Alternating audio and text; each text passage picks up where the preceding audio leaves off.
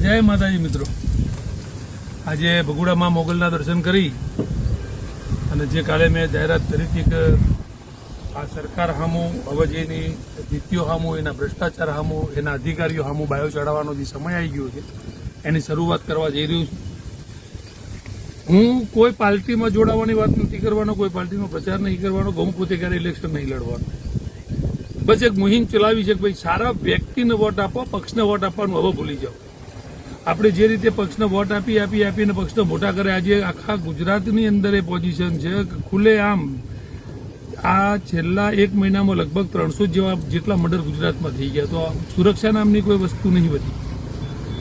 હિન્દુ મુસ્લિમ કરીને આપણને એવા ધંધે લગાડ્યા, અને હિન્દુ મુસ્લિમમાંથી એ લોકોએ ક્યારેય આપણને વર્ગ વિગ્રહ જ્ઞાતિવાદમાં વેચી મારે આપણને ખબર ના પડી. આજે દરેક વ્યક્તિ પોતાની જ્ઞાતિનું, પોતાના સમાજનું નામ લઈને વિચારતો થઈ ગયો. એ બધી એમની દેન છે આ રાજકારણ. એટલે જ્ઞાતિવાદમાંથી આપણને ક્યારે ધકેલી દીધા હિન્દુ મુસ્લિમ કરીને આપણને ખબર નહીં પડી. આજે આ જ્ઞાતિવાદમાંથી હવે બહાર આવી અને આપણે ભારતીય બનવાની જરૂર છે. હવે આપણે ઇન્ડિયન બની અને ભારતીય બની અને હવે એક સ્વચ્છતા અભિયાન શરૂ કરી રહ્યા છીએ. કોઈ પણ વ્યક્તિ હોય એના સામું હવે લડી લેવાની તૈયારી અંગાથી ઉતરવાનું છે. કાલ સવારે કદાચ સરકારને મને જેલમાં નાખવો હોય તો એ નાખે, આપણું એન્કાઉન્ટર કરવું હોય તો એ કરી નાખે. એને જે કરવું હોય કરે. સરકારને મારા તરફથી છૂટ છે, એમને જે કરવું હોય કરી શકે. બાકી હવે એક જ વસ્તુ છે કે આપણે એક જ વસ્તુથી ચાલવાનું છે કે સારા વ્યક્તિને હવે જીતાડવાની શરૂઆત કરવાની છે. એ કોઈ પક્ષ ભૂલી અને વ્યક્તિ તરફ આપણે આગળ વધવાનું છે. તો આના માટેની આપણે બે શરૂઆત કરવા માટે આજથી શરૂઆત કરીએ છીએ.